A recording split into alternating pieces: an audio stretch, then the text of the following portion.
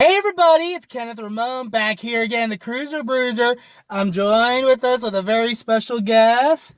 Heather from the Black Heartstrings. Heather from the Black Heartstrings. We just got out of watching Lisa Frankenstein just now, and guys, very pleasantly surprised. I didn't know what to expect going in. All I knew was that Robin Williams' daughter, Zelda Williams, was involved. I wasn't sure exactly how she was involved, but then I figured out that this is her directorial debut, which is really, really cool. Now, I don't know, Heather, if you want to jump in, how did you feel about this movie? Straight off the bat, guys, I thought I was watching like a Tim Burton type of movie. It was like set in the 80s too. Had like very Edward Scissorhands type of vibes. Anyways, you go on, sorry. 80s vibe, totally, which I loved. I even looked up Desperately Seeking Susan and showed Kenneth the picture from that movie with Madonna and I forgot the other actress. And the girl that played in Lisa Frankenstein was dressed similar to how she was dressed. And it took me back to my childhood. Loved it. I was telling Kitty, I'm like, oh my God, I used to have one of those. And I was talking about different props that they use in the movie that I used to have as a kid. The props? How about those clothes that they were wearing? The shoes? The jelly shoes. Oh, they talked about jelly shoes. I used to wear jelly shoes. And the black rubber bracelets that we would crisscross. They had those on. They had the gloves. They had the bows. Everything. They had the crimper, which I still have. Yeah. And if like I didn't know any better, like I would have thought this was a movie that was filmed in the 80s. I didn't recognize any of the actors. These are all new kids and whatnot, but I have to hand it down to the main actor in it. He looks a lot like Johnny Depp, and the main actress who plays Lisa Swallows is her name in the movie. Anyways, she looks a lot like Winona Ryder. We were talking about this. Definitely looks like Winona Ryder.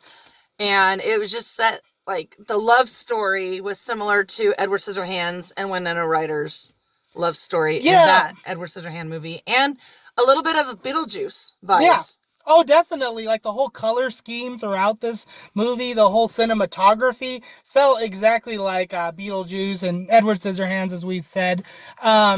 But like, just to give you guys a little like backstory on what the movie's about, centers around Lisa Swallows. I'm not kidding, that's her name in this movie.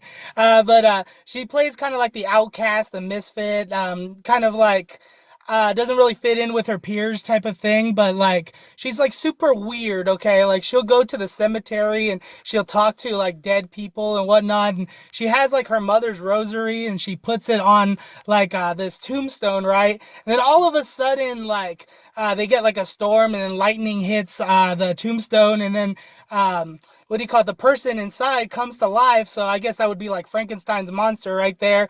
And then it just becomes like some unexpected love story, which I didn't really see coming. I didn't really know what to expect with it, and I was pleasantly surprised. I loved it. I thought the whole movie was cute, really. Really cute. Yeah.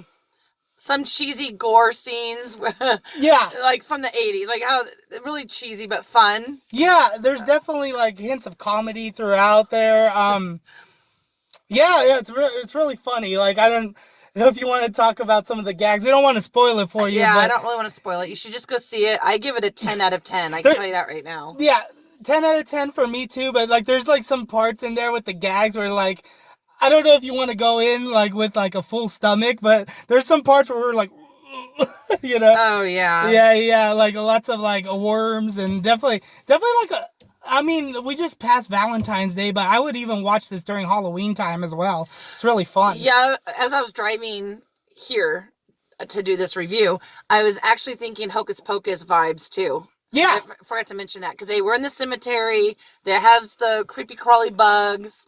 The guy is the Frankenstein monster guy is kind of a zombie. Yeah. And he can't talk. I can say that much. So he doesn't talk. He kind of like just like the one in Hocus Pocus. He did a lot, you know, like with so little dialogue in there. He really stole the show, and like the people that did his makeup too was like really cool. Like it's like a lot of greenery there, and like okay, part of like the main plot of this story. I guess I'm not spoiling anything, but like she like goes out and like tries to like get body parts to kind of bring him like more to life because like she's like the love interest, and there's like this whole like chemistry like dynamic. They're just trying like to fall in love, but she's trying to bring him more to life. And then as she's like getting these body parts and things like that, you could see like the differences and like the he's becoming more human. He's becoming more human. Yeah. A zombie. Yeah. So like you could see like the zombie like parts of his body like totally fade away. And I just love how they did that whole transition into him becoming human. Yeah. So I don't think I'm spoiling anything from that. I think that's part of the plot. But I just thought that was really cool. Anyways, you guys, as Heather said, she gives it a 10 out of 10. I give it a 10 out of 10. I really think that you guys should check this movie out.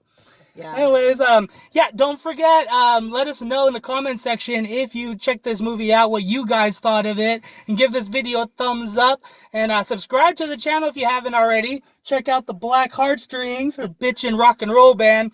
Anyways, you guys, Kenneth Ramon, Heather Hyatt, signing off. Big